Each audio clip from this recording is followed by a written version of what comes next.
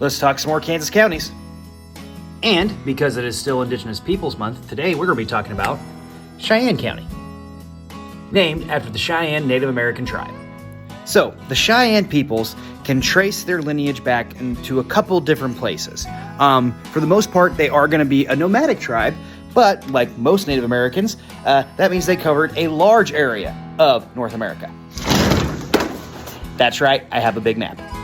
So, historically, the Cheyenne can kind of trace their roots to this region up in here, kind of Minnesota area, where they became nomadic, where they had tribes in this region, and they also had a lot of movement in this region where they were nomadic into parts of Kansas, specifically this region of Kansas. Now, the Cheyenne who are in Kansas are also going to be most closely associated with the Arapaho tribe. And yeah, I got maps for days on that one too. So, right here in the northern part of the state, in the northwestern part of the state, is going to be the territory that was mostly claimed by the Cheyenne. Which is oddly fitting because, you know, the Cheyenne are right here in our northwesternmost county. As a people, the Cheyenne are going to be one of the groups that is going to be most closely associated with horse culture.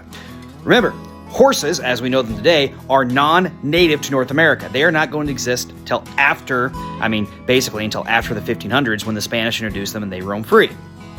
The Cheyenne are going to be one of the groups that quickly make adaptations and add horses into their culture to greater spread their hunting territory, the fighting that they do, and to greatly expand hunting and gathering. Today, in our modern popular culture, we do most often associate the Cheyenne with being great horse riders and being great horsebacks. And for the most part, they're doing this horse riding without the same tack that you see Spanish and other other